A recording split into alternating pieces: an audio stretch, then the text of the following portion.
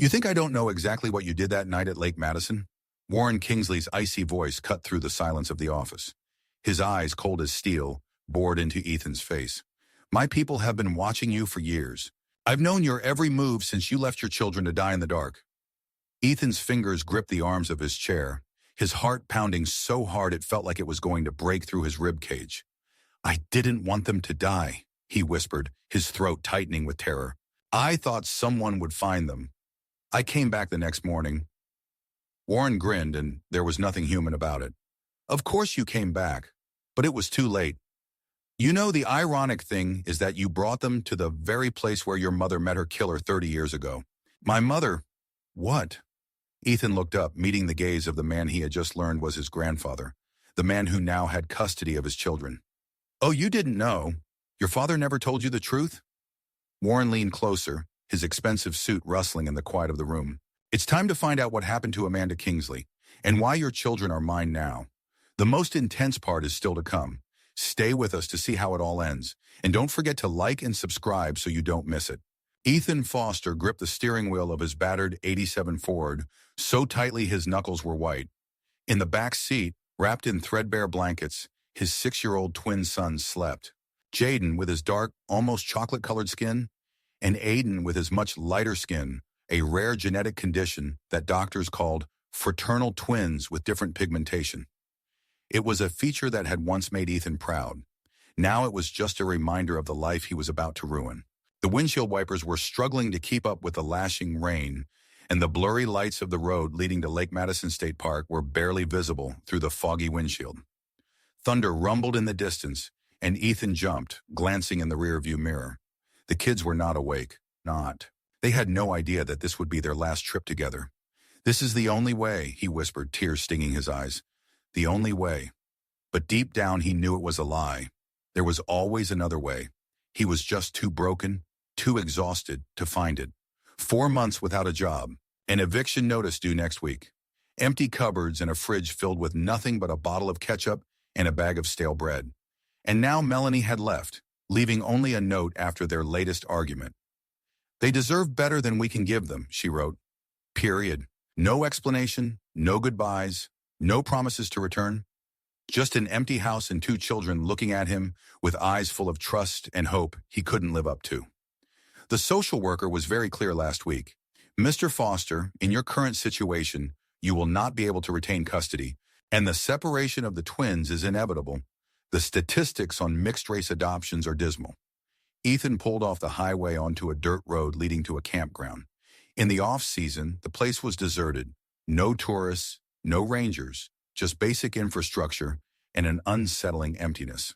The perfect place to do the scariest thing he'd ever done. He parked next to an old gazebo with a wooden picnic table. The rain had eased a bit, but it still pounded the roof of the car rhythmically and relentlessly, as if counting down the last minutes of his fatherhood. Ethan turned off the engine and stood still for a moment, listening to his children breathe. Carefully, he stepped out of the car, feeling the cold drops of air stinging his skin.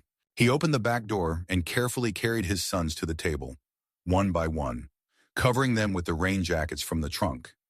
Every movement was physically painful, as if his insides were being slowly torn apart.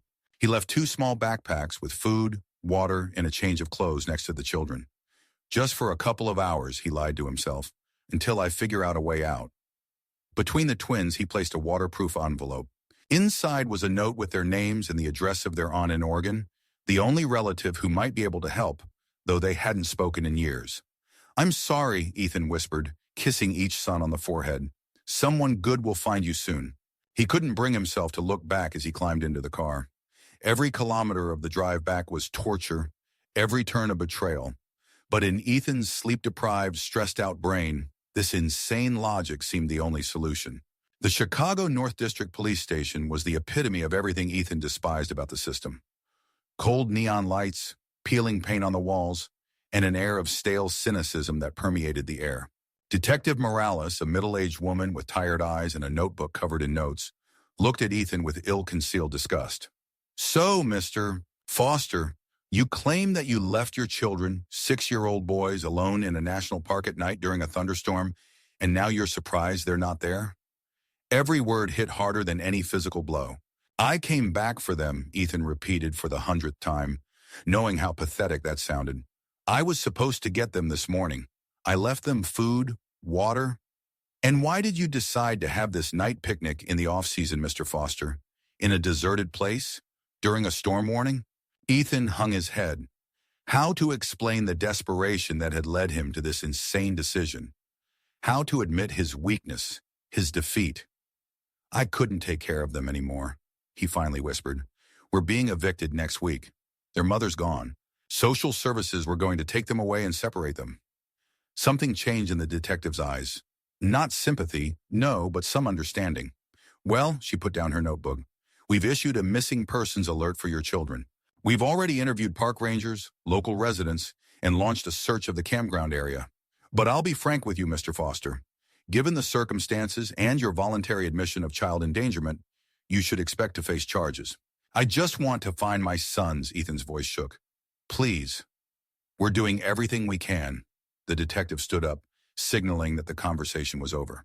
But I have to warn you, even if we find them, given your actions, we can't expect the children to be returned to your care. Carol Jenkins, Ethan's case manager, was waiting for him in the hallway, her expression the same mix of disappointment and disapproval as the detective's. Ethan, she shook her head. Why? We could have found a solution. There were assistance programs, temporary housing, with separate accommodation for the boy, he replied bitterly. You yourself said that it was impossible to keep them together. It would be temporary until we found a family willing to accept both of them. A family like this comes along once in 100 years, and you know it. Their squabble was interrupted by a young officer who approached with a folder of documents. Mr. Foster, I have news about your children. Ethan's heart jumped in his chest. Did you find them? Are they okay? Yes, they have been found and are now safe. But, the officer hesitated, exchanging a glance with Jenkins. This is an unusual situation. They were found by a private citizen early this morning and taken to a local hospital for evaluation. They are physically fine. However, the citizen filed an emergency motion for temporary custody, which was granted by the judge given the circumstances. What? Someone took my children. Who? I need to see them. I'm afraid that's not possible at this time, Jenkins interjected.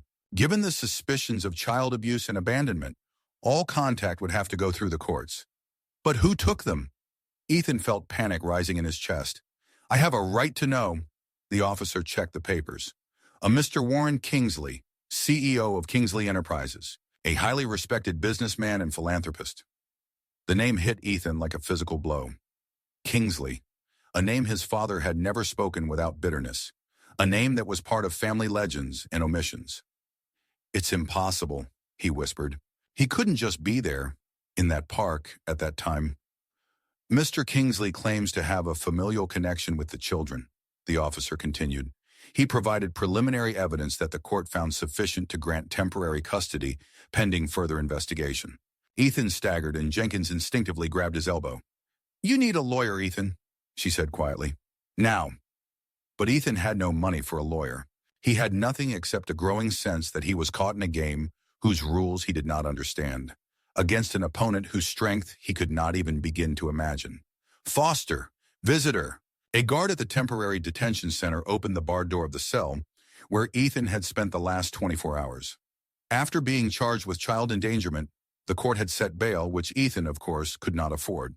Resignedly rising from his hard bunk, he followed the guard into the visiting room, expecting to see the state-appointed lawyer who would represent him in his hopeless case. Instead, an elegant woman in her 40s sat at the desk, dressed in an impeccable business suit. Her dark hair was pulled back into a severe bun, and her piercing brown eyes studied him with clinical precision. Mr. Foster, she didn't smile. I'm Veronica Higgins, senior associate at Kingsley Enterprises.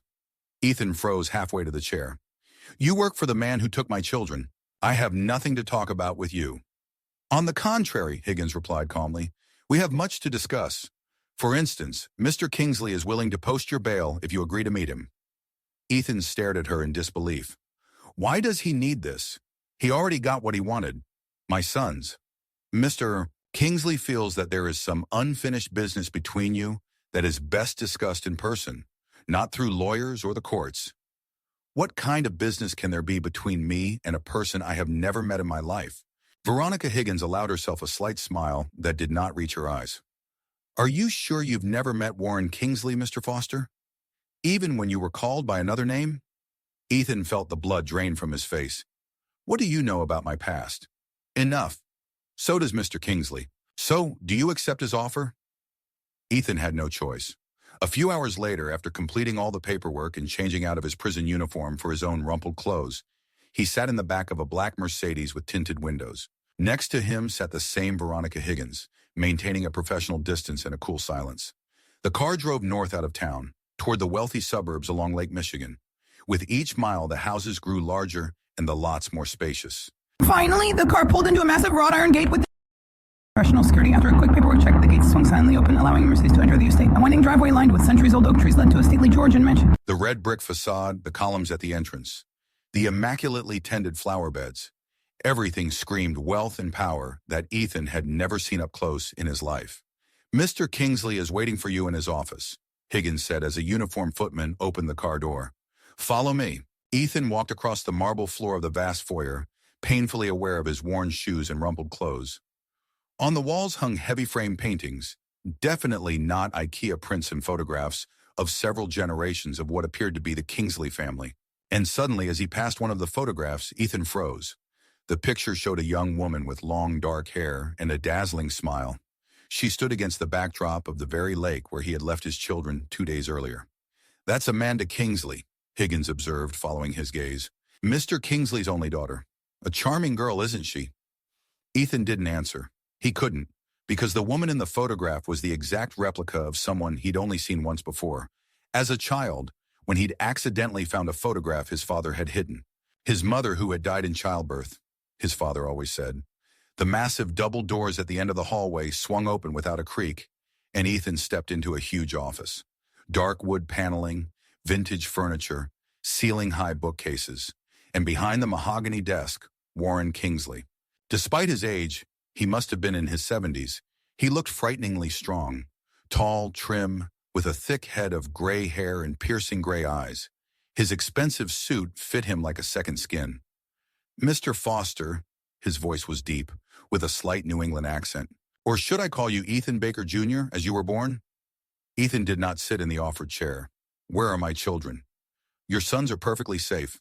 They are now asleep upstairs under the care of the best nanny money can buy. Kingsley gestured to the chair again. Please sit down. We have a long talk ahead of us. This time Ethan sat down, feeling like a pawn in someone else's game. What do you want from me? Why did you take my children? Correcting a mistake I made 30 years ago, Kingsley replied calmly, when I allowed your father to steal my daughter. What? You think I don't know exactly what you did that night at Lake Madison? Warren Kingsley's icy voice cut through the silence of the office. His eyes, cold as steel, bored into Ethan's face. My people have been watching you for years. I've known your every move since you left your children to die in the dark. Ethan's fingers gripped the arms of his chair, his heart pounding so hard it felt like it was going to break through his ribcage. I didn't want them to die, he whispered, his throat tightening with terror. I thought someone would find them. I came back the next morning. Warren grinned, and there was nothing human about it. Of course you came back, but it was too late. You know, the ironic thing is that you brought them to the very place where your mother met her killer 30 years ago. My mother... What? Ethan looked up, meeting the gaze of the man he had just learned was his grandfather, the man who now had custody of his children. Oh, you didn't know? Your father never told you the truth? Warren leaned closer, his expensive suit rustling in the quiet of the room. It's time to find out what happened to Amanda Kingsley, and why your children are mine now. Warren Kingsley opened a desk drawer and took out an old frame photograph. Amanda was my only daughter, smart, talented, with a bright future. She was supposed to inherit it all. He gestured around the office, referring to the empire he had built. But then she met your father. Joseph Baker, Ethan breathed. My father never spoke of her, only that she died in childbirth. He lied, Kingsley said with such cold fury that Ethan flinched. Joseph Baker was an intern at my company, a kid from nowhere I picked up through a talent program. Amanda fell for him during her summer break. I was against it, but... He broke off. She was 20. She wasn't listening. What happened? Ethan wasn't sure he wanted to know the answer. She got pregnant. Your father convinced her that I would force her to have an abortion. It was a lie. I would never have done that, despite my disapproval of their relationship, but they ran away. They stole money from my safe, forged documents, new identities. Kingsley was struggling to stay calm, and Ethan could see old wounds bleeding with every word. I spent a fortune searching. Private detectives, ex-FBI agents. No one could find them. And then, almost a year later, I got a letter from your father. A short, cruel letter telling me that Amanda had died giving birth to you, and that I would never see you or him again. But what does it mean that she met her killer at the lake? I thought she died in childbirth. Kingsley smiled bitterly. Another lie. Years later, when I finally found your father, by then he had remarried and was introducing his new wife as your mother, the truth came out. Amanda didn't die in childbirth. She died in that cabin on Lake Madison where they were hiding. How? Bleeding. After a difficult birth. Your father didn't take her to the hospital, afraid I'd track them down. He tried to cope on his own, and he couldn't. She died for days until he decided to seek help. Too late. Ethan felt the room spinning around him. Everything he knew about his past was a lie. Why didn't he tell me the truth? Because I was a coward. Like you, Kingsley replied harshly. The same coward who abandoned his children where their grandmother died. I didn't know, Ethan whispered. I couldn't know. Of course he couldn't. And yet, what a striking coincidence. The same picnic table where Amanda loved to eat lunch. The same place where your father left her to die while he ran for help. And where you left your sons. How did you end up there? It just can't be. Kingsley leaned back in his chair, his face an impenetrable mask. I bought that land 15 years ago, donated it to the state for a national park, with the understanding that I could keep the private cabin. I spend a week there every year on the anniversary of her death. Was it an accident or fate? You decide. My children, Ethan leaned forward. What are you going to do with them? Give them what you couldn't. Stability, education, a future. They are my sons.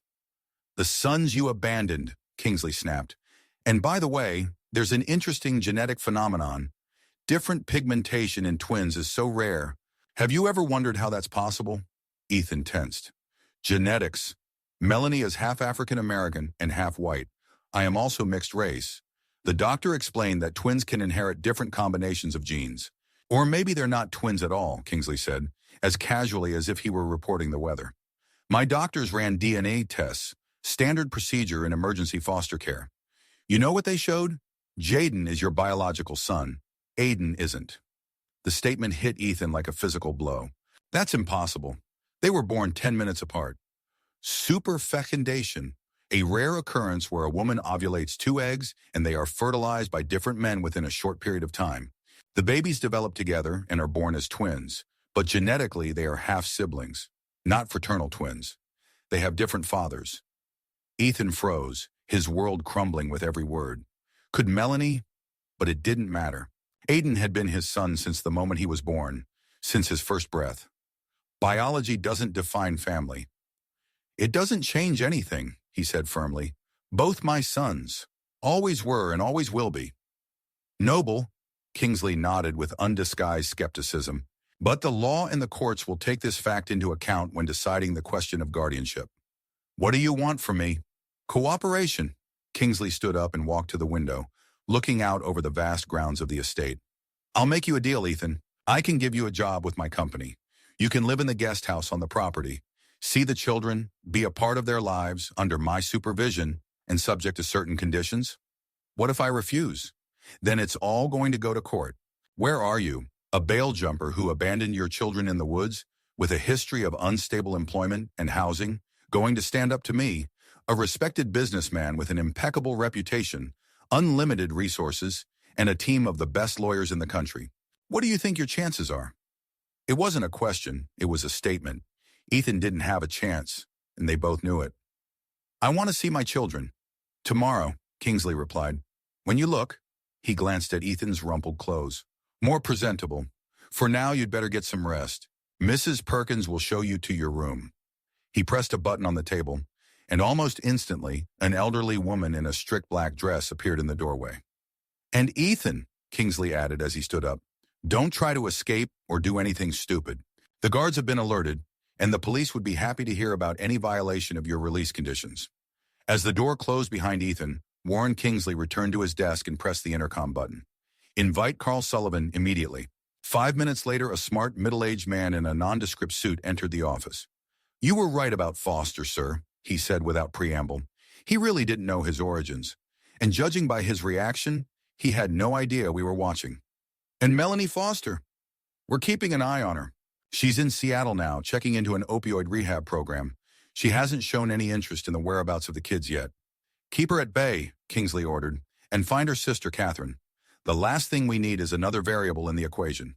Already working on that, sir. But there's something else you might be interested in. About the origins of the second boy, Aiden. Kingsley raised an eyebrow. I'm listening. The morning at the Kingsley estate began with a strange sense of disorientation for Ethan.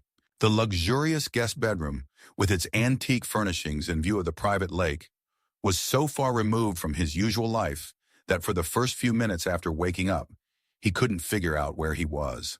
Then reality hit him with the force of a sledgehammer. His children, Warren Kingsley. Shocking revelations about his parentage in Aiden's fatherhood. On the chair by the bed lay a pile of new clothes.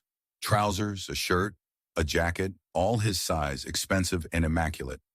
Next to them stood a pair of leather shoes that probably cost more than a month's salary from his last job. Ethan realized with bitterness that this was another way for Kingsley to demonstrate his power and Ethan's, dependence.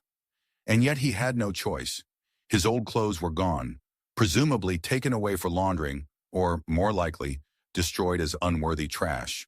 Ethan came downstairs to find Veronica Higgins waiting for him, still as perfect and cold as the day before.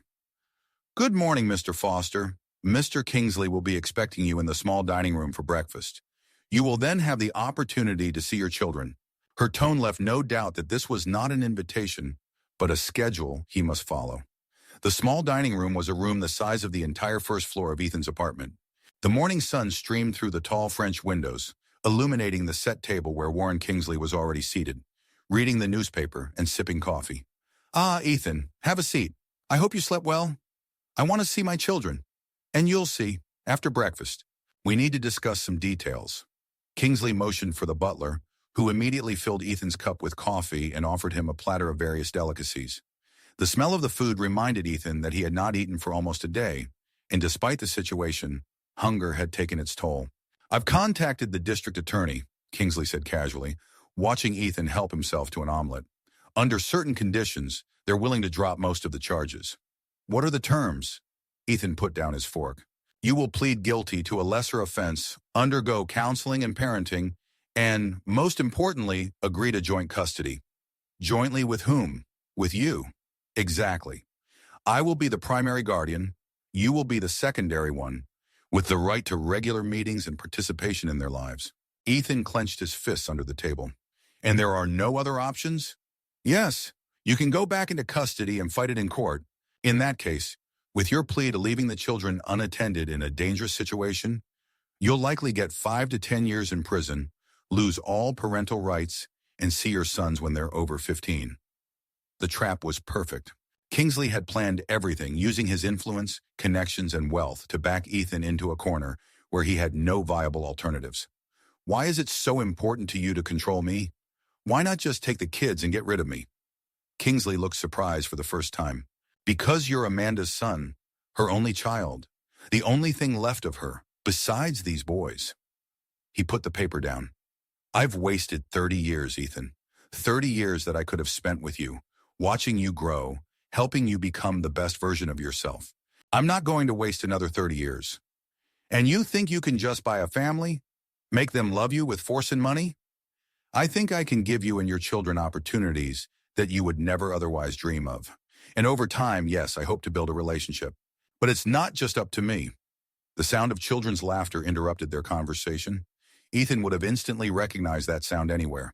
He turned around abruptly. Standing in the doorway of the dining room were Jaden and Aiden, dressed in matching light blue shirts and dark blue pants, looking more well-groomed and prosperous than ever. Next to them stood a smiling middle-aged woman, obviously the nanny. Dad! Aiden was the first to rush to Ethan, his bright face shining with delight. Jaden didn't move, his dark eyes watching his father warily, with a pain and distrust in them that broke Ethan's heart. "Hey, boys." Ethan knelt down, hugging Aiden and holding out his hand to Jaden. "So good to see you." "You left us in the dark," Jaden said quietly, not moving. "You said you'd come back, but you didn't." "I came back, Jay, but you were gone. I was so scared. Mr. Kingsley found us. He said he was our great-grandfather, and that we would now have a real home, with rooms and toys." Aiden, still hugging his father, looked up at him with shining eyes. "I have a horse, Dad. Not a real one, but almost. And a room with a sky on the ceiling." Ethan's heart sank at the realization of how little he could give his children, and how much they had already received in these 2 days from what was essentially a stranger. "That's wonderful, Aiden." He patted his son's head, then looked back at Jaden. "Jay, I made a terrible mistake, and there's no excuse for what I did. But I love you both more than anything in the world. And I'm so sorry." Jaden hesitated, his small body tense, as if he was preparing to either run or charge forward. Finally, he made up his mind and slowly walked towards his father. "You won't leave us again." "Never," Ethan replied firmly. "I'll be with you, I promise." Jaden allowed himself to be hugged, but his body remained tense, distrustful. Warren Kingsley watched the scene with an unreadable expression on his face. "Boys, why don't you show your father your new rooms? Miss Garcia can show you."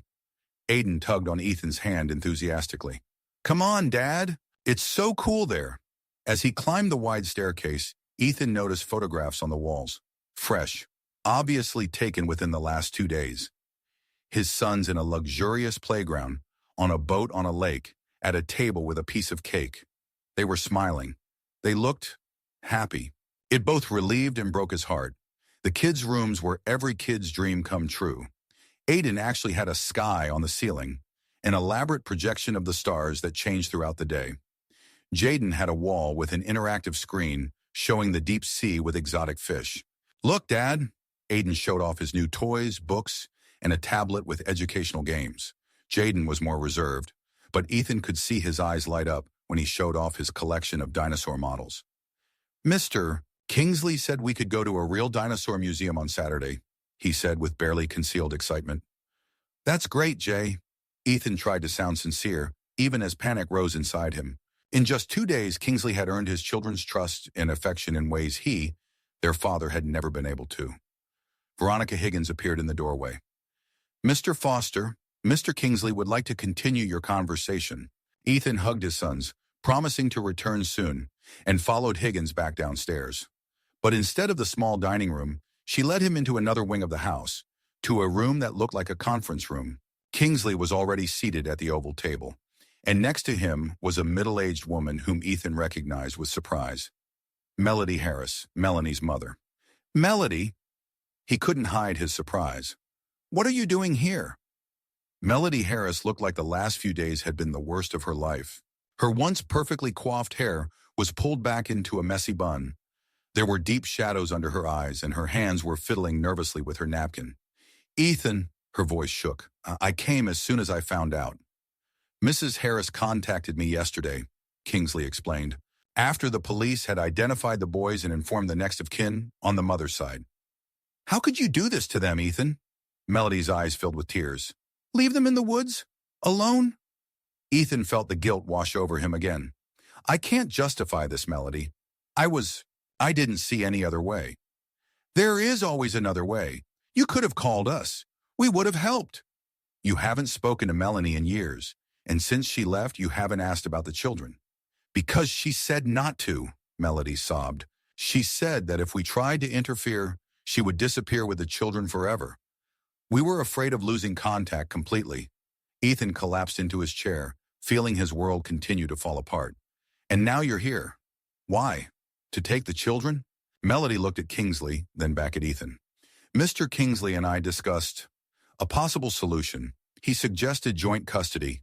He and you as primary caregivers, me and my husband with regular visiting rights. We could all take care of the boys together." "What about Melanie? Does she know what happened?" Melody turned even paler. We haven't been able to contact her. The rehab center says she left the program 2 days ago without completing the course. No one knows where she is." Ethan closed his eyes. Of course. Melanie always ran away when things got too tough. Just like him, he realized bitterly. There's something else you should know, Mrs. Harris, Kingsley interjected. Medical tests have shown that Aiden is not Ethan's biological son.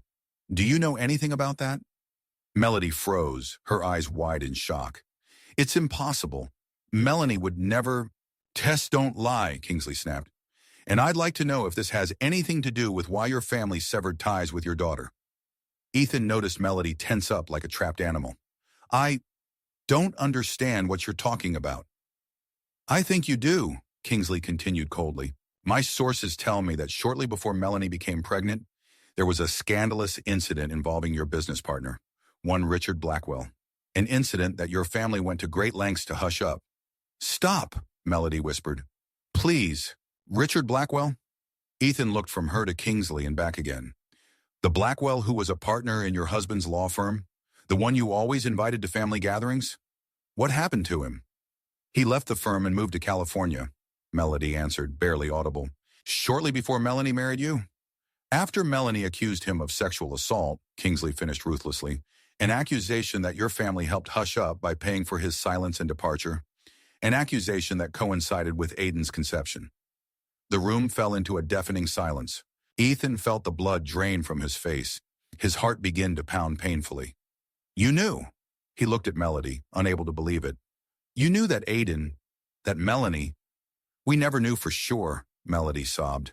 Melanie never said. She started taking the pill soon after the incident.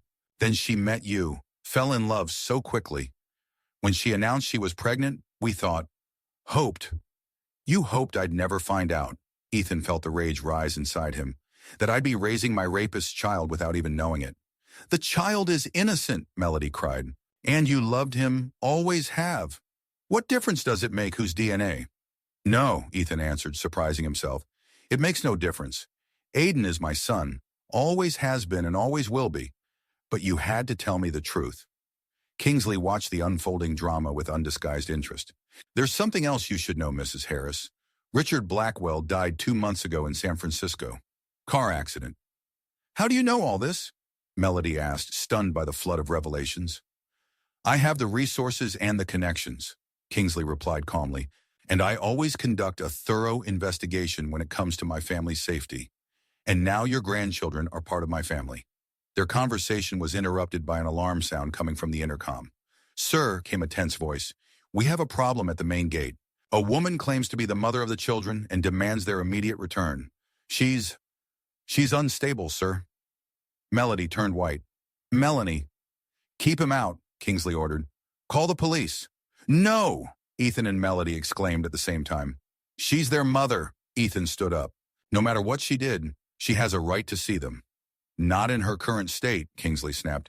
She's out of rehab, probably under the influence of substances and a potential threat. This is my daughter, Melody's voice trembled. Please, let me talk to her. Kingsley hesitated, his cold gaze moving from Melody to Ethan and back again. Okay, but the children will remain in the house, under guard, and you, he pointed at Ethan, will be under my supervision. Ethan barely restrained himself from responding sharply. Instead, he nodded, knowing that the most important thing now was to prevent the situation from escalating. Melanie had always been unpredictable, and when she was emotionally stressed and possibly intoxicated, she became truly dangerous. They came out onto the wide driveway, Melody already hurrying towards the main gate. A battered yellow taxi was parked at the railing, and Melanie was standing next to it. Even from a distance, it was clear that she was not in the best shape. Her usually well-groomed hair was disheveled, her clothes were wrinkled, and her movements were disordered. She was shouting something at the guards, waving her arms. Melanie! Melody called, quickening her pace. Melanie turned around, and even from a distance, Ethan could see the wild, unfocused look in her eyes. Where are my children? She screamed. What have you done to them? They're safe, Melanie. Ethan approached slowly, holding out his hands in a placating gesture. They're here with us. With you! Her laughter was scarier than her scream. With you! Who abandoned them in the forest? And with her, she pointed at her mother, who never protected me. Melanie, baby, please, Melody cried, holding out her hands.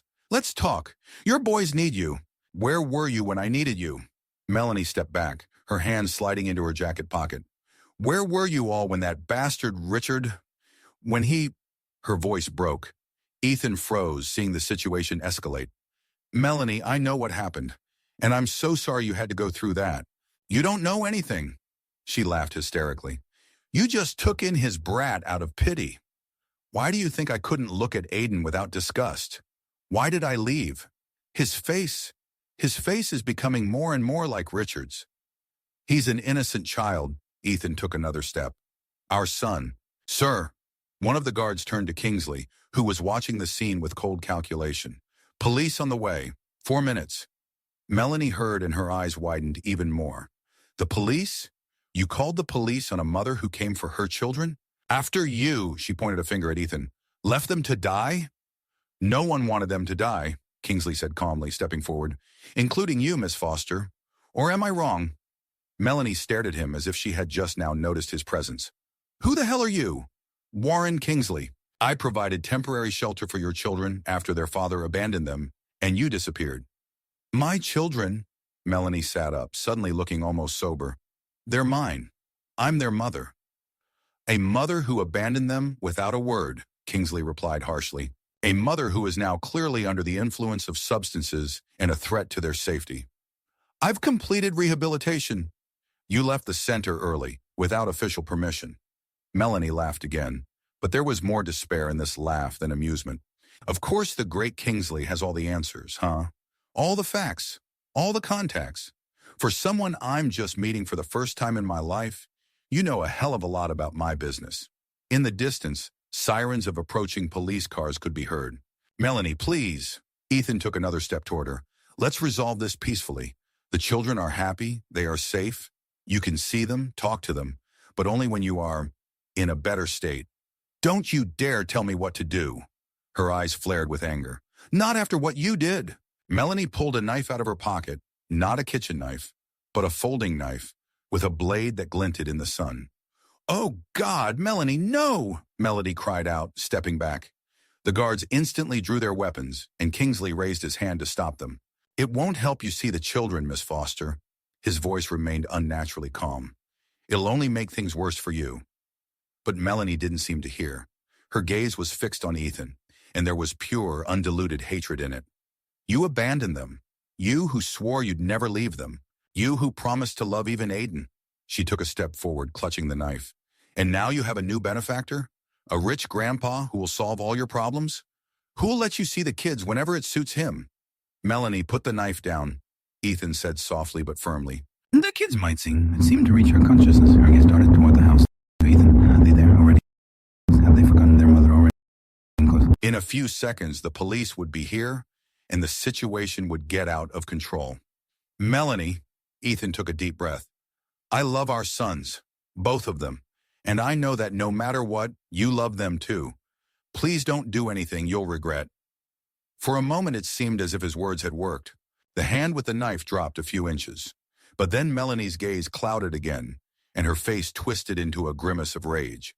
You'll never get them. Not you, not that old man. I'd rather... What happened next happened so quickly that later no one present could accurately reconstruct the sequence of events. Melanie rushed forward. Ethan instinctively stepped toward her, trying to protect the others. Melody screamed. The guards raised their weapons, and the knife entered Ethan's shoulder with a sickening sound of tearing fabric and flesh. The pain didn't come right away. At first there was only surprise and a strange warmth spreading up his arm. Then Ethan felt his knees buckle, and black spots flashed before his eyes. Dad! The scream cut through the chaos, and as Ethan fell, he caught sight of Jaden standing on the steps of the house with a look of pure terror on his face. Then the world around him went dark. The first thing Ethan noticed when he came to was the smell of antiseptic and the sterile cleanliness of a hospital room. The second was a dull, throbbing pain in his left shoulder. The third was a small, warm hand, holding his fingers tightly. He forced his eyes open and saw Jaden sitting on a chair by the bed, with such a look of concentrated concern on his small face that Ethan's heart nearly stopped with tenderness. Hey, champion, he croaked through dry lips. Dad! Jaden's eyes widened, and he jumped to his feet. You're awake. I'll tell the doctor. Wait, Ethan squeezed his hand weakly. Don't go. Just stay with me for a minute. Jaden hesitated, then sat back down, still holding his father's hand. You're very brave, Dad, he said seriously, like a superhero. The doctor said you lost a lot of blood, but they saved you in time. I'm not a hero, Jay. Ethan shook his head, immediately regretting it as the room wobbled slightly before his eyes. I did a terrible thing, leaving you with Aiden. But then you protected us from Mom, Jaden said quietly. Mr. Kingsley said you blocked him when she attacked. Ethan frowned, trying to remember. It was different in his memory. He had stepped forward to stop Melanie, with no thought to protecting Kingsley. But maybe it was for the best. The boys didn't need to know the full truth of what had happened. Where is Aiden? Where do you live now? Aiden with Mr. Kingsley in the cafeteria. We live in his house in our own rooms. It's like a palace, Dad. We even have our own nanny, Ms. Garcia. She's very kind and lets us have ice cream for afternoon tea. Ethan tried to smile, even though his heart sank at how quickly his children had adapted to their new life of luxury. And Mom, what's wrong with her? Jaden's face darkened. She's in the hospital. Another one. Not this one. Mr. Kingsley said she's very ill and needs help to get better. A psychiatric ward, Ethan guessed. After the attack, in apparent psychosis, she had most likely been sent for compulsory treatment. And your grandmother, Melody? She came yesterday. She cried a lot and hugged us.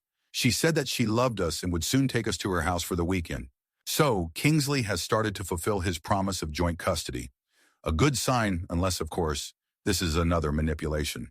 A nurse appeared in the doorway, her face lighting up when she saw Ethan was conscious. Mr. Foster, it's good that you're awake. The doctor will be here soon. In the meantime, I need to check your indicators. Jaden reluctantly let go of his father's hand, moving away to give the nurse access. Can I tell Mr. Kingsley that your father's awake? She asked the boy, recording the readings from the monitor. Yes, please. Jaden looked at Ethan uncertainly. Can I? Of course. Ethan nodded, even though the last person he wanted to see right now was Warren Kingsley. When Kingsley walked into the room 10 minutes later, Ethan was surprised to see him without his usual perfect suit. The older man was dressed in simple trousers and a cashmere sweater, and Aiden was sitting in his arms, enthusiastically eating a chocolate ice cream. Daddy! Aiden twisted, demanding to be put down, and ran to the bed. You're awake after all, Mr. Kingsley said you were sleeping because your body was fixing itself like a robot. Hey, baby! Ethan reached out his good hand to pat his son on the head. It's good to see you. Boys, Kingsley interrupted their reunion. Why don't you go with Miss Garcia to the playroom? I hear they've got some new coloring books there. The children readily agreed, and Ethan watched with pain as they obeyed Kingsley so easily, as if they had become accustomed to seeing him as an authority figure.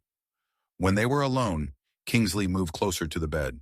3 days, he said without preamble. You were unconscious for 3 days. The doctors were worried about infection, but it looks like the worst is over. What happened to Melanie? She is in involuntary psychiatric isolation at County Medical Center. She is charged with aggravated assault and threatening with a weapon, but she will likely be found insane at the time of the crime. Ethan closed his eyes, feeling the fatigue wash over him again. You knew she was coming, didn't you? You planned this whole thing. Kingsley raised an eyebrow. Planned for her to attack you with a knife? Unlikely. No, but you knew she was unstable. You knew she would snap. And you let her come along to demonstrate to everyone, including me, that she was dangerous and unfit to be a mother. Something like respect flashed across Kingsley's face. Perhaps you're not as hopeless as I thought, Ethan. Yes, I knew she might show up, and yes, I was prepared to exploit the situation. But the attack was a surprise. You actually shielded me. Why? Ethan shrugged weakly with his good shoulder. Instinct. I didn't want anyone to get hurt. Even me? The man who threatens to take your children away from you? Even you, especially in front of the children. Kingsley paused, studying Ethan with an unreadable expression. You know, I spent 30 years looking for you. First for Amanda. I wanted to get back a piece of her, the only thing left of her. Then out of pride, Warren Kingsley never loses, ever. And finally out of curiosity, what kind of man has grown up out of my daughter's son? And what did you find? Ethan felt his eyelids growing heavy, but he fought sleep. This conversation was too important. Disappointment, Kingsley answered honestly. You abandoned your children, just as your father abandoned you, motherless. I thought history was repeating itself. But now, he waved his hand vaguely, now I'm not so sure. My children are all I have, Ethan said simply. I love them more than life itself. I made a terrible mistake, but I swear to you, I will fix it. How? I don't know, but I won't back down. Even if I have to fight you in court, live in a homeless shelter, and work 3 jobs, I'll never leave them again. Kingsley was silent for a long time, tapping his finger on the railing of the hospital bed. Well, that kind of persistence is admirable, and you've certainly inherited Amanda's stubbornness, he sighed. Perhaps we can find a compromise that will be in the best interests of the children? Ethan tensed. Which? You will move into the guest house on my estate. I will provide you with a job in the marketing department of Kingsley Enterprises. Judging by your resume, you have experience in this field. A decent salary, health insurance, full benefits. The children will live with you, under your primary care. But I will retain legal rights as a grandfather and will be actively involved in their lives. No lawsuits, no feuds, just family. When will you get tired of this game? When will you decide that I don't deserve to be part of your dynasty after all? I don't play, Ethan. At my age, that's a luxury I can't afford. I'm 73.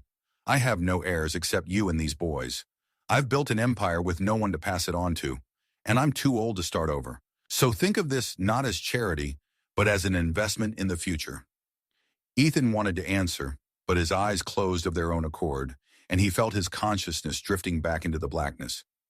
The last thing he heard was Kingsley's voice, unusually soft. Rest. We'll talk when you're stronger. The next awakening was clearer. Sunlight was streaming through the blinds and the room was filled with the fresh scent of flowers. Ethan turned his head and saw a bouquet of lilies on the nightstand. Catherine Harris, Melanie's younger sister, was sitting next to him. Cat? He sat up with difficulty, wincing at the pain in his shoulder. What are you doing here? Catherine had always been the polar opposite of her sister. Where Melanie was impulsive and emotional, Cat was calm and level-headed. Her dark hair was pulled back into a strict bun, and her business suit emphasized her professional lawyer look. Hi, Ethan. Good to see you're awake. Her voice was warm, but her eyes were wary. I flew in as soon as Mom told me what happened. Have you seen the children? Yes, yesterday. They seem happy, a little confused but adjusting. Children are surprisingly resilient. Ethan nodded, feeling a surge of pride for his sons. Have you seen Melanie? Kat's face darkened. Yes, she's not in the best of shape. Doctors say she has a severe form of drug-induced psychosis, complicated by untreated PTSD and possible bipolar disorder. She has a long road to recovery ahead of her. If she ever recovers, Ethan added quietly. There's always hope, Kat shrugged, but without much conviction. Ethan, I have something to tell you. I just came from the lawyer. Melanie, through her public defender, filed for a transfer of full parental rights. She's giving up custody of the kids. The news hit harder than Ethan expected. Despite everything that had happened, he never thought Melanie would completely abandon her sons. Why? She says she can't be a good mother to them, that they deserve better. And honestly, for the first time in a long time, I agree with her. Ethan closed his eyes trying to process this. The situation was getting even more complicated.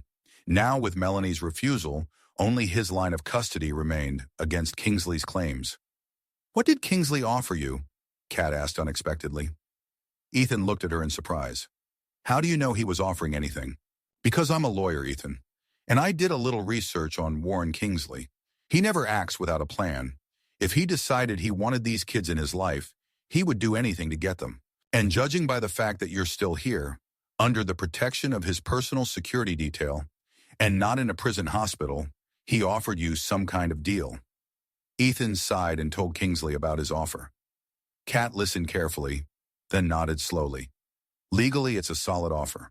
But do you understand what that means? He's going to control every aspect of your life. Your home, your job, access to your kids. One wrong move and you lose everything. Do I have a choice?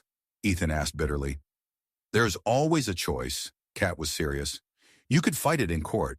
You have a chance, especially with Melanie's rejection. Yes, you left the kids, but you came back for them. You're remorseful. You suffered protecting them. A good lawyer could build a case on that. I don't have money for a good lawyer. I have, Kat said simply. I could help. Ethan stared at her in confusion. Why are you doing this? We were never particularly close. Kat looked down, her fingers nervously fiddling with the strap of her expensive bag. I feel guilty about Melanie. I knew about Richard Blackwell. I knew what he did to her, but I kept quiet when my parents decided to hush it up. I was young, I was scared, I didn't want to go against my family. But that's no excuse. I should have protected my sister, and I didn't. Her voice wavered and she paused, collecting her thoughts. And then when she started taking the pills, when she met you, when she got pregnant, I saw that she was unstable, that she needed help. But again, I kept silent. And this is what it led to. It's not your fault Melanie chose, Ethan said softly. No, but I am guilty of not helping her when I could. Now I want to make it right. Help her children, even if I can't help her anymore. Ethan nodded in understanding. The desire to right past wrongs was all too familiar to him. I appreciate the offer, Kat, I really do. But I think Kingsley's offer is the best thing I can do for the boys right now. They need stability, security, knowing they'll never be abandoned again. Kingsley can give them that, and maybe in time, we'll learn to be a real family. I hope you know what you're doing. Kat squeezed his hand. But if you ever need a backup plan, call me. A week later, Ethan stood on the wide porch of the guest house at the Kingsley estate, watching Jaden and Aiden chase each other across the immaculately manicured lawn. Their laughter, pure and carefree, rang in the autumn air, making Ethan's heart clench with a mixture of joy and apprehension. They have adapted remarkably quickly, Warren Kingsley remarked as he climbed the steps of the terrace. Despite his age, he moved with surprising ease and energy. Children are so flexible. Yesterday, one world, today a completely different one, and they take it for granted. It doesn't feel very healthy to me, Ethan answered honestly, carefully turning his shoulder, still sore from the wound. Like they just cut away the past, like nothing happened. Isn't it for the best to forget the trauma? Not to forget, to heal. These are different things. Kingsley nodded thoughtfully, watching the boys. I have started the process of re-registering guardianship. With Melanie's refusal, the process has been greatly simplified. You will be the primary guardian, and I will be the secondary guardian with extensive rights. Everything is legally clean and transparent. And the charges against me? Withdrawn. Proof of extraordinary circumstances, temporary insanity due to financial stress, etc. My lawyers have been working around the clock. Ethan knew he should be grateful, but instead he felt only a growing sense of unease. How deep would his debt to this man go? And what price would he ultimately have to pay? When can I start work? In a week, if the doctors give the go-ahead. Nothing complicated at first. Assistant marketing analyst. But if you prove yourself, the growth opportunities are limitless. The last words sounded like a promise and a threat at the same time. What about Melanie? I'd like to visit her. Kingsley visibly tensed. Why? She attacked you with a knife. She abandoned her children. She's the mother of my children, and she's sick. I can't just erase her from our lives like an inconvenient chapter. Warren studied him closely, and Ethan could almost see the gears working in his head, assessing motives, calculating risks. Okay, he finally said, if the doctors allow it, you can visit her. But not alone. My security will accompany you. For my protection or to make sure I don't say anything inconvenient? Ethan couldn't help but ask. Kingsley chuckled. For both of you. I've invested too much in your little family to risk unexpected variables. We're not investments, Ethan snapped. We're people. My children are not property to be purchased. Kingsley's expression changed, suddenly becoming strangely vulnerable. I know, Ethan. Believe me, I learned that lesson the hard way when I lost Amanda. But old habits die hard. I've spent my entire life thinking in terms of deals and contracts. You may need to teach me a different approach. It was perhaps the most sincere and human thing Ethan had heard Kingsley say since they had known each other. And it made him wonder if underneath all that tough, business-like exterior, there was an ordinary old man desperately trying to rebuild the family he had lost. Daddy, look! Aiden's shout interrupted his thoughts. The boy pointed to the sky, where a private jet flew, leaving a white trail behind it. When I grow up, I'm going to be a pilot. That's a wonderful dream, Aiden, Ethan smiled. And I'm going to be an astronaut, Jaden announced, not wanting to be left behind. And I'm going to visit all the planets. You have to study hard to do that, Kingsley noted, especially math and physics. I will, Jaden promised confidently. And you, Grandpa Warren, will you fly with me? Grandfather Warren. The words spoken with such natural ease made both men freeze. Kingsley looked shocked, his usually inscrutable face momentarily running the gamut of emotions from surprise to deep, almost painful joy. "I'd like that very much, Jaden," he finally said, his voice unusually soft. "Though I'm afraid that by the time you're ready for space travel, I'll be too old for such adventures." "Then we can fly somewhere closer," the boy offered eagerly. "Daddy told me you fly your own plane. Can we fly with you someday?" Kingsley glanced quickly at Ethan, as if asking permission. "If your father doesn't mind, I'd be happy to show you how to fly a plane when you're a little older." Ethan felt something shift between them. Not friendship, no. That was still a long way off. But a shaky, uncertain truce. Perhaps the first step towards something more. "Boys, it's time to wash up for dinner," called the nanny, Miss Garcia, from the house.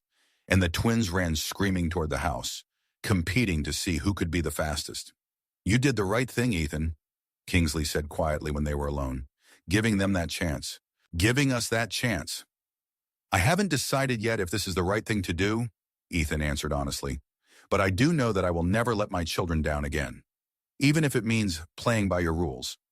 Kingsley nodded, accepting the implicit challenge in those words. "Fair enough.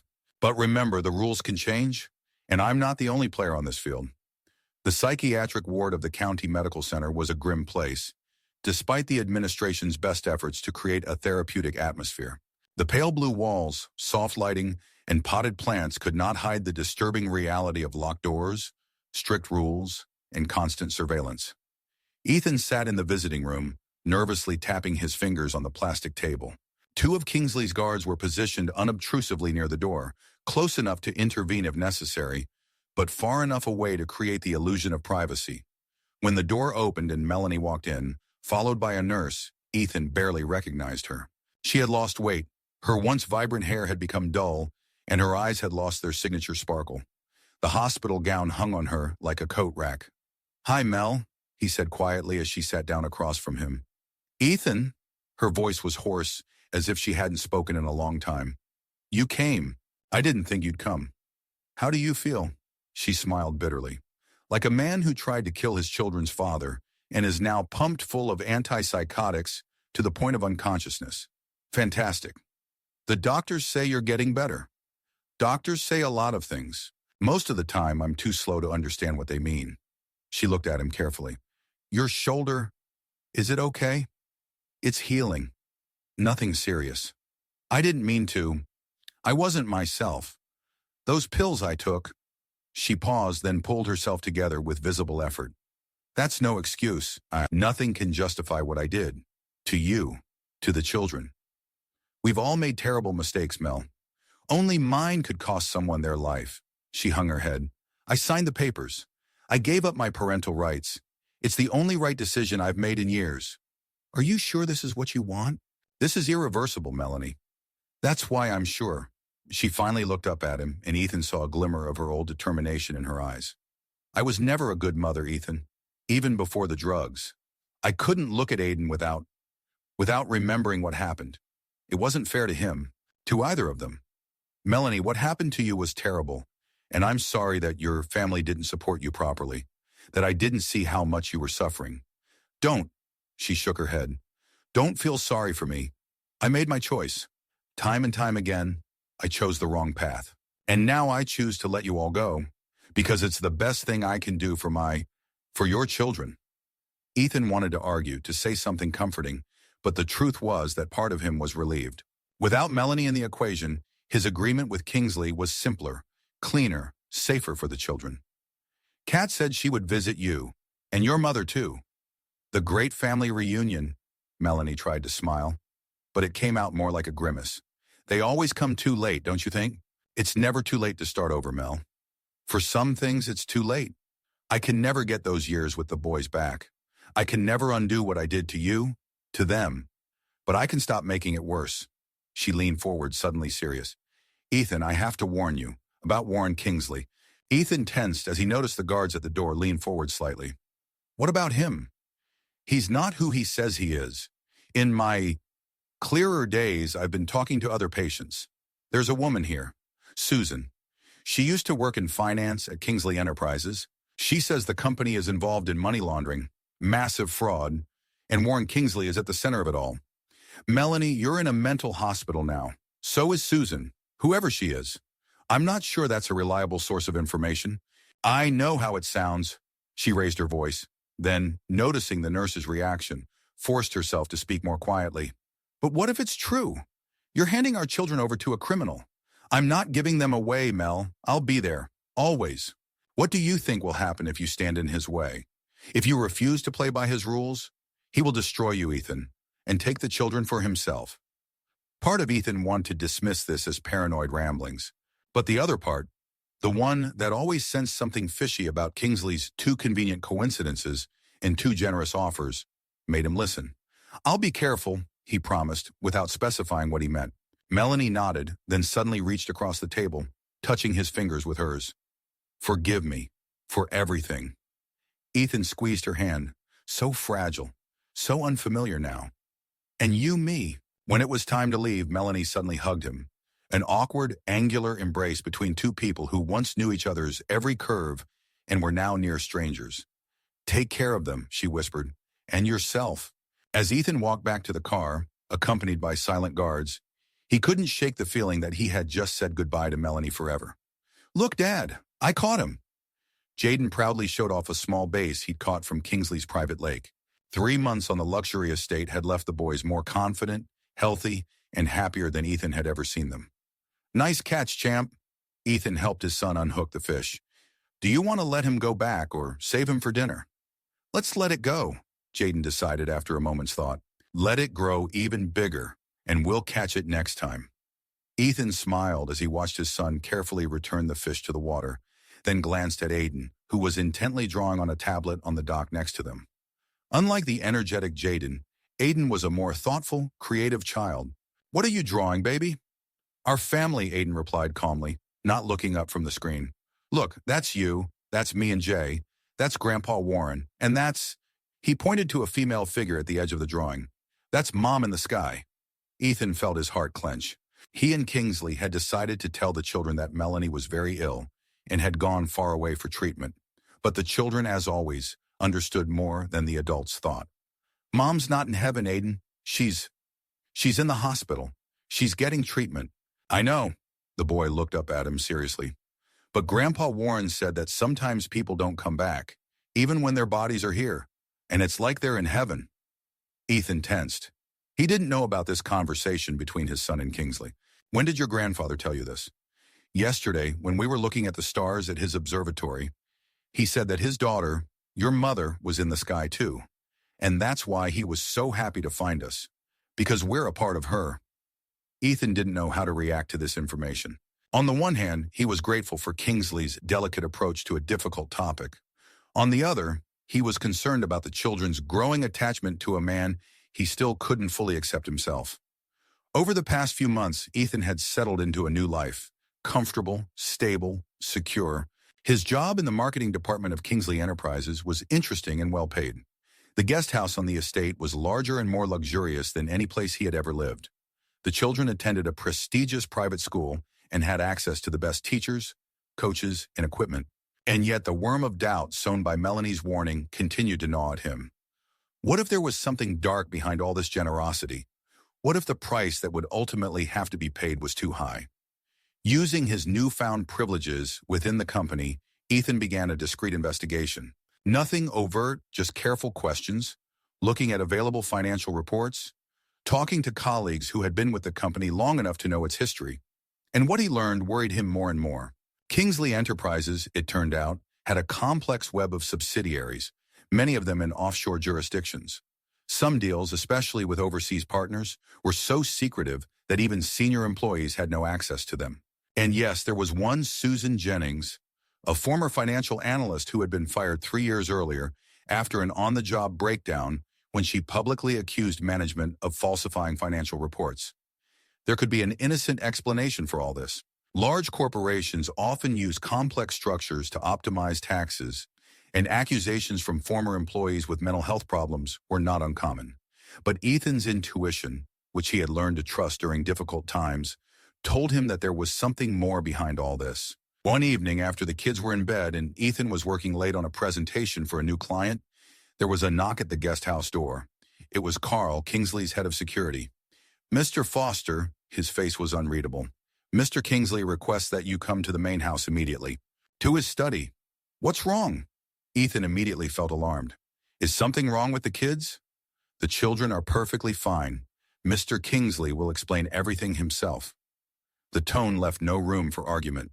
Ethan threw on his jacket and followed Carl through the dark grounds of the estate to the main mansion, feeling a sense of foreboding growing with every step. Kingsley's office was lit only by a desk lamp, casting ominous shadows across the bookshelves and antique furniture. Warren himself sat at his enormous desk, a folder of documents in front of him. "Ah, Ethan. Thanks for coming so quickly. Did I have a choice?" Ethan didn't sit in the offered chair, preferring to remain on his feet. "What's the matter, Warren? Why the urgency?" Kingsley sighed, looking suddenly tired and old. "I had hoped that this conversation would never be necessary, that we could move forward as a family, without the shadows of the past." He opened the folder. "But it seems you don't share that wish." "What are you talking about?" "About your little investigation, Ethan. About the questions you asked. About the files you tried to access. Did you really think I wouldn't know?" Ethan felt a chill run down his spine. "I'm just trying to understand the company I work for. What's criminal about it? It's okay if it's within your job description, but you're digging much deeper than your job description requires. And I want to know why. Maybe because I want to be sure that the company my children's lives are connected with is clean?" Kingsley leaned back in his chair, studying Ethan carefully. "Who told you something? Melanie? Some questionable sources in the psychiatric ward?" Ethan tensed. So their conversation at the hospital had been overheard. "So is it true? Kingsley Enterprises is involved in illegal operations?" "Nothing in business is black and white, Ethan, especially when you're a global corporation. We operate in countries with different laws, different standards. What's considered corruption in one place is standard business practice in another." "That's not an answer."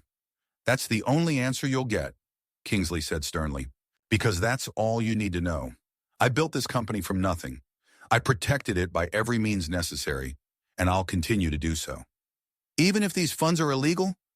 Even if for some they seem questionable." Ethan felt anger rising inside him. "And you expect me to be a part of this? To let my children live off the money I get from—" "What, Ethan?" Kingsley interrupted. "Hard work? Risky but brilliant investments? Always staying one step ahead of the competition? Yes, not all of my decisions would stand up to today's moral standards. But they created an empire that employs thousands of people and supports charities around the world. The end does not justify the means. Now that, my boy, is a philosophical question to which everyone has their own answer." Kingsley leaned forward. "But let's not talk philosophy. Let's talk practical things. Your future, and the future of the children. Is this a threat?" "This is to clarify the situation. I have offered you everything. A home, a job, financial security, and education for the boys. In return, I ask only one thing: loyalty. Not blind, no. Just discretion. Understanding that some doors are better left unopened. What if I refuse? What if I want to know what exactly my children's well-being is based on?" Kingsley looked at him for a long moment, then took another folder out of his desk drawer and slowly opened it. "Then I will be forced to remind you that our agreement is based on a delicate balance. I have dropped the charges against you, but that does not mean that they cannot be reinstated, with new evidence." "What evidence?" Kingsley turned the folder so Ethan could see its contents. There were photographs inside. Ethan, drunk at a bar, with a woman. Photographs taken a week before he left the children in the woods. "It was the only time," Ethan whispered, feeling the ground slipping from under his feet. "After Melanie left, I was broken, desperate. I know, and I personally don't blame you. Everyone has the right to be weak. But the court, public opinion, they might see in these photos a pattern of behavior. An irresponsible father who gets drunk and looks for casual relationships while his children are home alone. They weren't alone. The neighbor was looking after them. A neighbor who, if need be, might not remember this evening, or remember it completely differently." Ethan felt rage replace fear. "Would you really stoop that low? To use false accusations to take my children away from me? I will use every means at my disposal to protect what is mine," Kingsley replied coldly. "As I said, I have wasted 30 years, Ethan. 30 years that could have been spent with you, with my family. I will not lose another 30 with these boys. They don't belong to you. They are my sons. They are my great-grandchildren, and I will do whatever it takes to give them a better future, even if it means removing you from the equation. Ethan felt the room spinning around him. It was a trap, perfectly planned and executed. Kingsley had never intended to share the children. He was simply biding his time to take them all. "What do you want from me?" Ethan finally asked, his voice sounding empty. "The same as always. Your loyalty, your cooperation, your family. And if I agree to stop asking questions, pretend everything is okay, then everything will stay as it is. You will keep your home, your job, your children. We will be a family, as I planned from the very beginning. And if not," Kingsley closed the folder of photographs, "then tomorrow morning, those photos and other evidence will be in the hands of the district attorney and Child Protective Services. You'll lose everything, Ethan, and I'll get full custody of the boys. They've grown attached to me enough to survive your absence without serious psychological trauma." It was an unbearable thought to lose his sons again, this time perhaps forever. Ethan knew that against Kingsley's resources and influence, he stood no chance in a legal battle. "I need to think," he finally said. "Of course," Kingsley nodded. "You have until the morning. But remember, some doors, once opened, can't be closed again." Back at the guest house, Ethan couldn't sleep. His mind raced, calculating his options, most of them disastrous. Try to escape with the children? Kingsley would find them within a day. Go to the police? Without evidence? Just a criminal's word against a respected businessman? Fight in court? With falsified evidence against him? Without the financial resources to hire good lawyers? It seemed that there was no way out. That Kingsley had driven him into a corner from which it was impossible to escape without sacrificing the most precious thing, his children. Around 4 a.m, as the first rays of dawn began to filter through the blinds, Ethan made a decision. He would pretend to obey. He would accept Kingsley's terms, play the dutiful grandson and father. But secretly, he would continue to gather evidence of the dark deeds of Kingsley Enterprises. Not to destroy the company, that would hurt too many innocent people, including himself and his children, but to have insurance, his own leverage against any future threats to Kingsley. And perhaps in the process, he will find a way to free the family from this man's control without sacrificing everything they have gained. Over the next few weeks, Ethan played his part perfectly.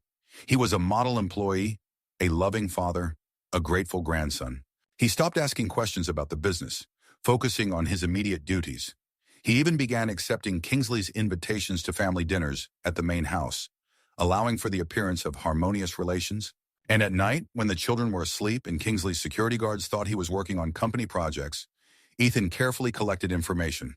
He analyzed public financial reports. He saved strange coincidences in the dates of major transactions and political decisions in the countries where Kingsley Enterprises was expanding its presence. He recorded the names of companies that appeared and disappeared, leaving only traces on paper. It was painstaking, careful work, and Ethan wasn't sure where it would lead him. But it was the only way forward he could see, the only way to protect his children and maintain some illusion of control over his life. One evening, when the boys were already in bed and Ethan was checking their homework in the kitchen, his phone rang. The number was unfamiliar, with a New York area code. "Ethan Foster?" The voice on the other end of the line was female, professional, with a slight accent he couldn't quite place. "Yes, it's me. My name is Eleanor Chang, and I'm a reporter for the New York Times. I'm investigating possible irregularities in the operations of Kingsley Enterprises, particularly in their international operations." Ethan felt his heart skip a beat. "I don't know how I can help you. I'm just a junior marketer, and the grandson of Warren Kingsley, and more importantly, a man who has recently begun to take an interest in precisely the aspects of business that I am investigating. How did you—" "I have my sources, Mr. Foster, including some people inside the company who think it's time for the truth. I can't talk to you on the phone." Ethan lowered his voice, though he was pretty sure the house wasn't bugged. "And I'm not sure I should talk to you at all.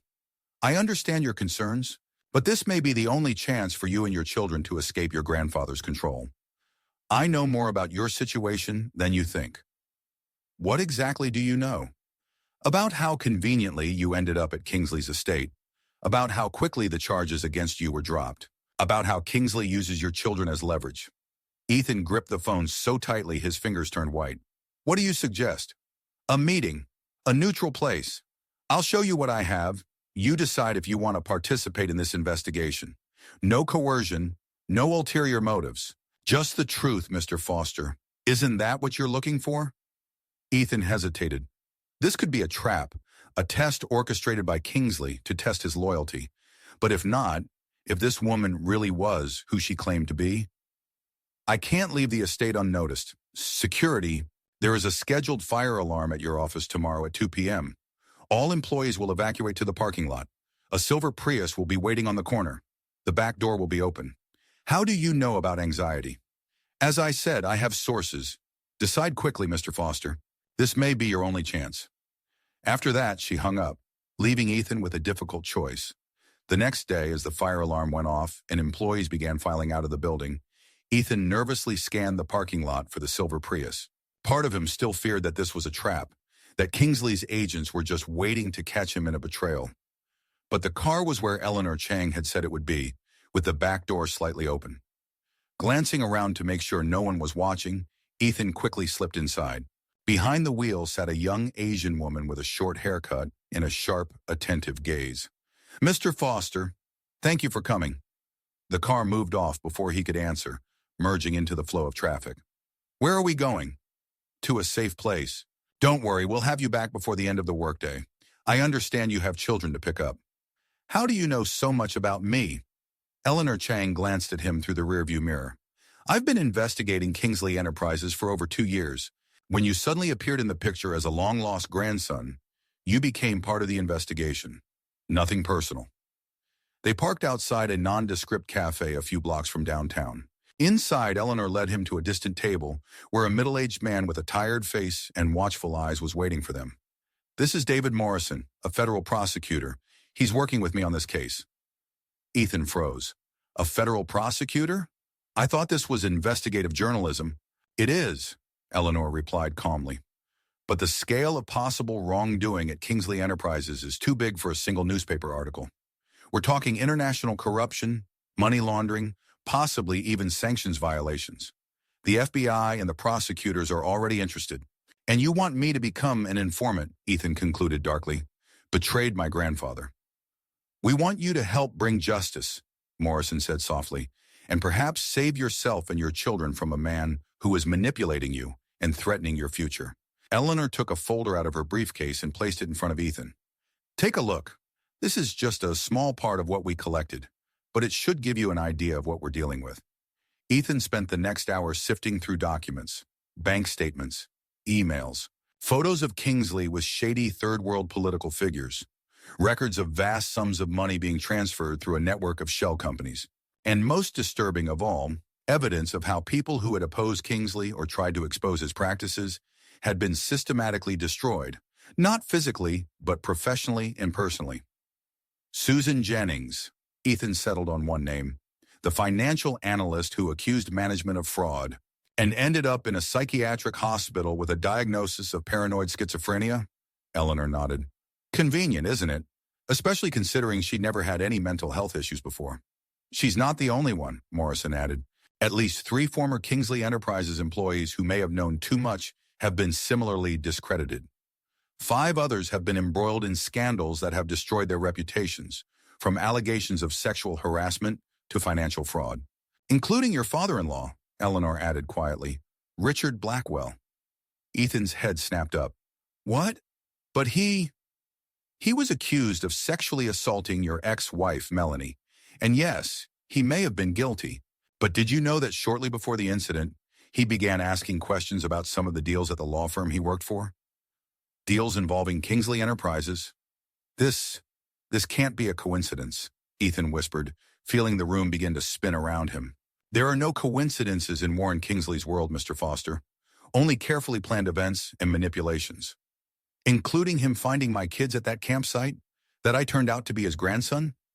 Eleanor and Morrison exchanged glances. We're not sure, but there's a chance that Kingsley's been watching you for much longer than you think, and that some of the difficulties in your life weren't accidental. Ethan felt a cold dread wash over him. The thought that his financial problems, Melanie's departure, Even his desperate decision to leave the children could all have been part of Kingsley's plan was unbearable. "What do you want from me?" he finally asked. "Evidence," Morrison said simply. "Specific documents, emails, conversations that could corroborate what we already know. You have access we don't. And in return, protection for you and your children, a new identity in the witness protection program if needed, ensuring that Kingsley can never threaten your family again. But we'll lose everything," Ethan said bitterly. "The house, the school, the stability the kids were just beginning to find." "You will gain freedom," Eleanor said softly. "And truth. Isn't that what you want for your sons? A life built on truth, not manipulation and threats?"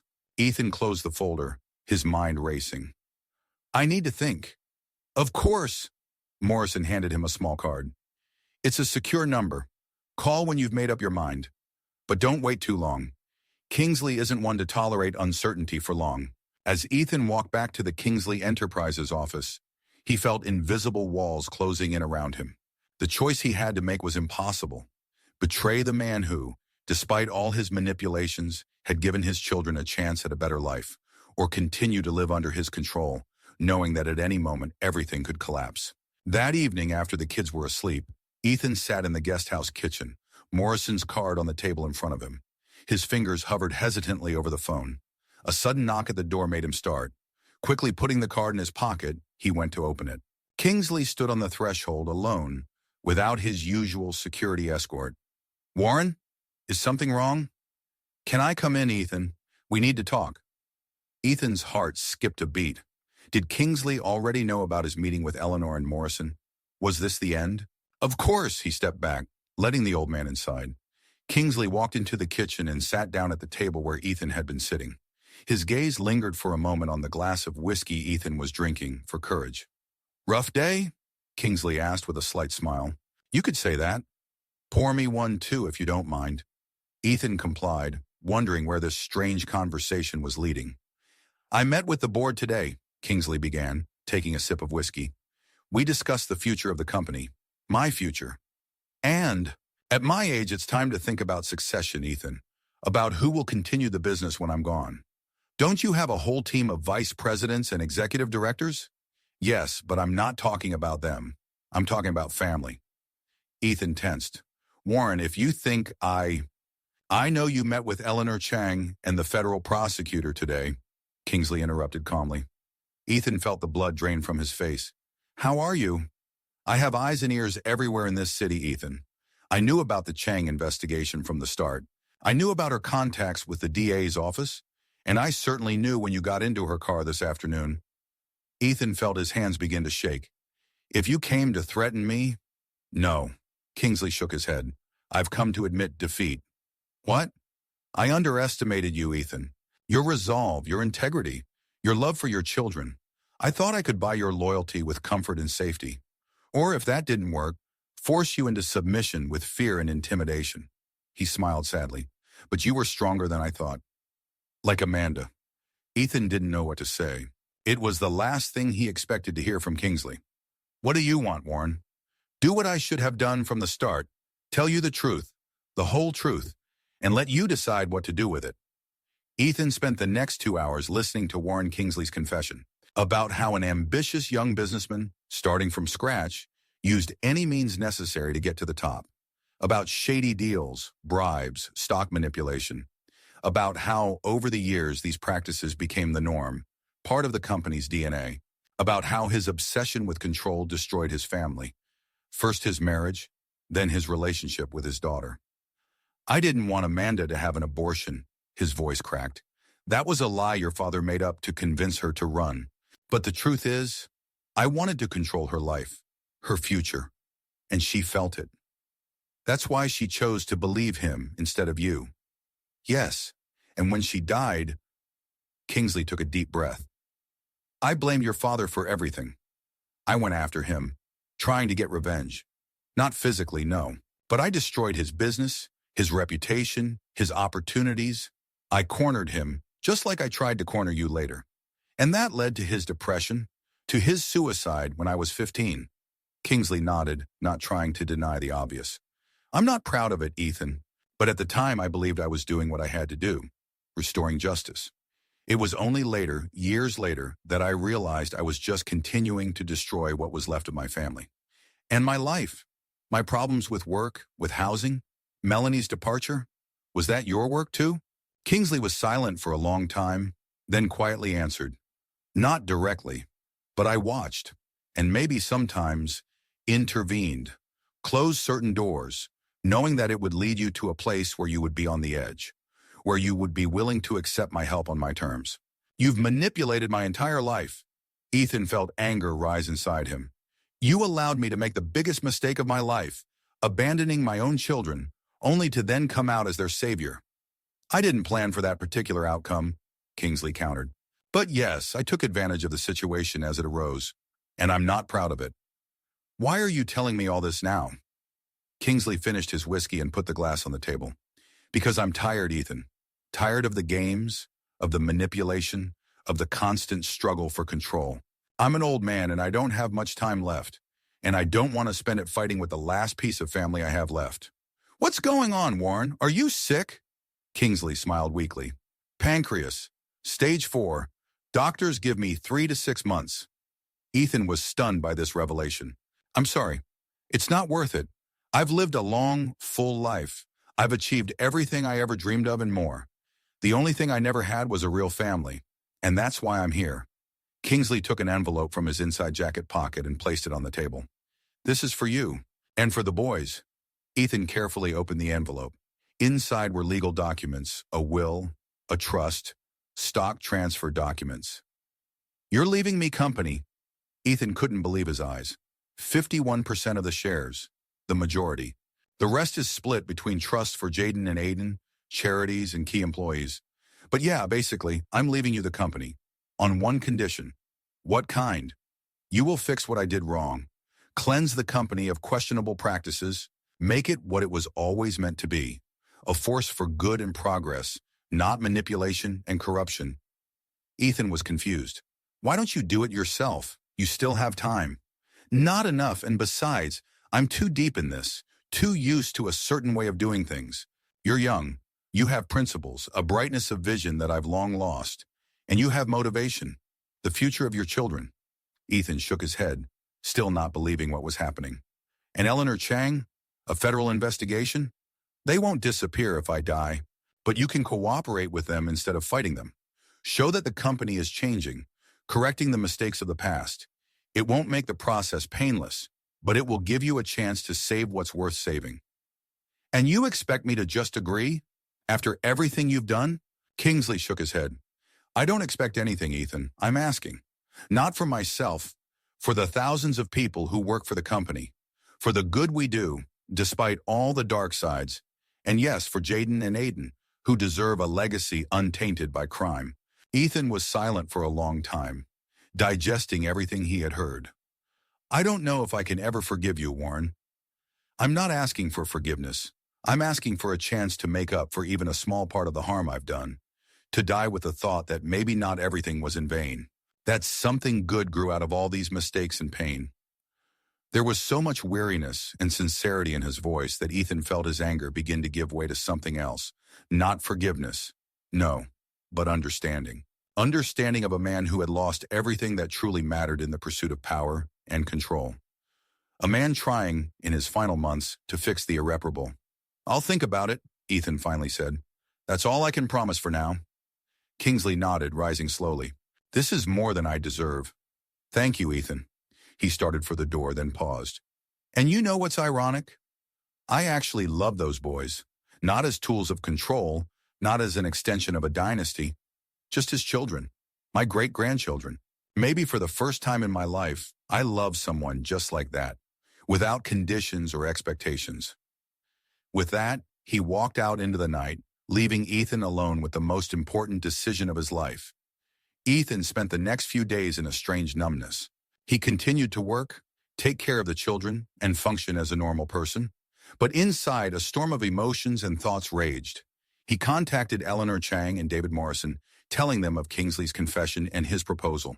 They were skeptical, but interested in the possibility of a collaboration that could lead to reforms of the company without destroying it entirely. It could work. Morrison said carefully after a long discussion. If you do gain control of the company and are prepared to fully disclose past wrongdoing, we might consider a plea agreement with deferred prosecution for the company itself. Kingsley would not escape liability, of course, but given his health, he'll probably die before this goes to trial. Ethan finished for him. Perhaps, but the truth will come out anyway, and you will have a chance to fix what can be fixed. At the same time, Ethan met with independent lawyers who confirmed the legitimacy of Kingsley's documents.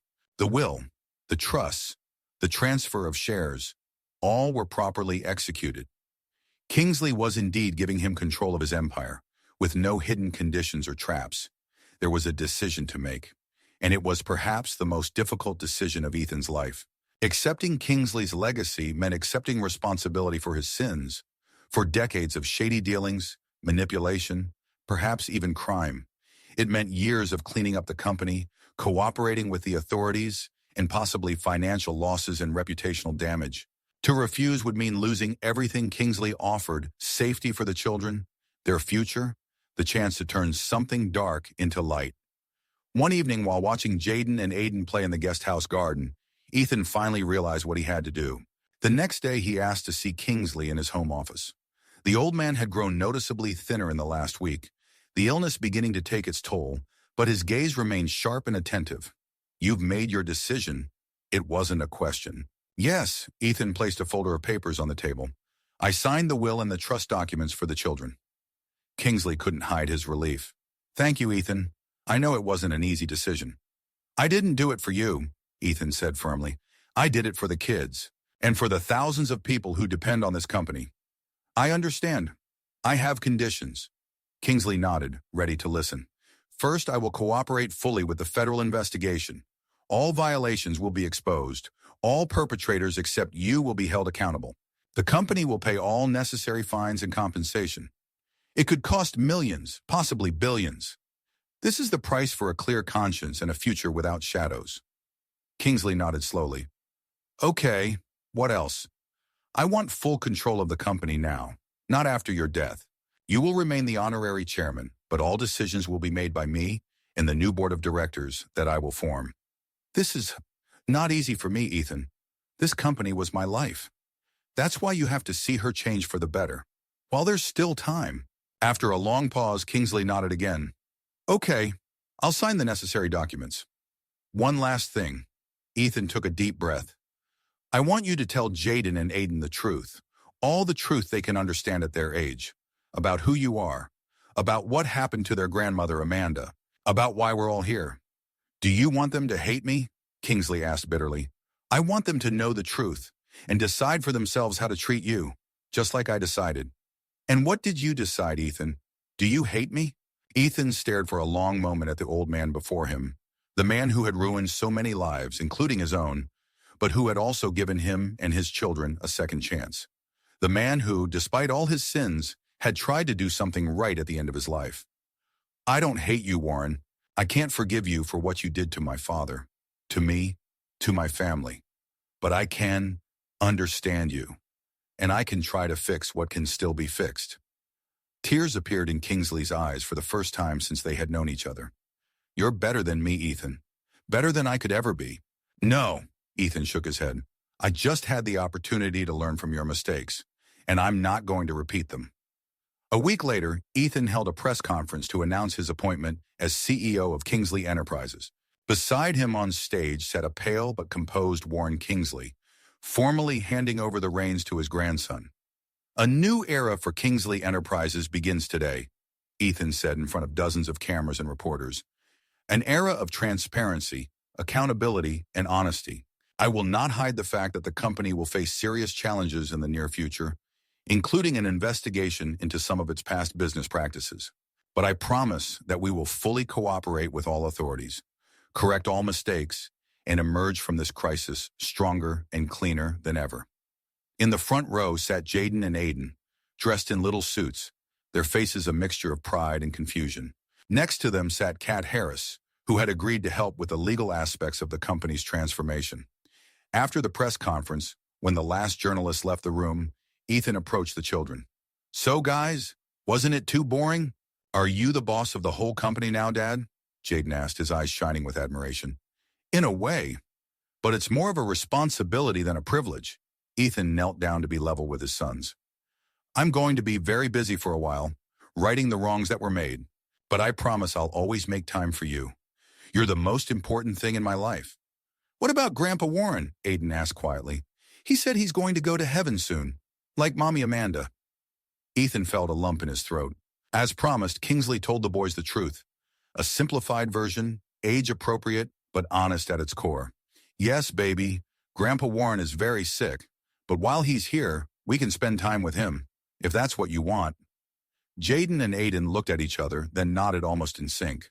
He did a lot of bad things, Jaden said seriously, but he found us in the forest, and he seems sad. Everyone deserves a second chance, Aiden added, echoing words he'd often heard his father say. Even if they've done something really bad. Ethan hugged both his sons, feeling his heart fill with love and pride. You are the smartest and kindest children in the world, and I am so happy to be your father. Warren Kingsley watched from the shadows near the exit of the hall, leaning on his cane. There was a sad smile on his face, the smile of a man who had lost almost everything but, at the end of his life, had gained something infinitely more valuable, the chance to see his family begin to heal from the wounds he had inflicted. Ethan looked up and met his gaze across the room. There was still too much pain between them, too many unforgiven sins. But there was something else, too understanding, respect, maybe even the beginnings of reconciliation. Not everything can be fixed. Not everything can be forgiven. But you can find the strength to move on, to create a new future from the ruins of the past. And that's what Ethan set out to do for himself, for his children, and for everyone who depended on him making the right choices. Jaden tugged at his arm, distracting him from his contemplation. Dad, you promised you would never leave us again. Is that true? Ethan hugged his sons tighter, his voice firm and confident. This is the real truth, Jay. I will always be with you.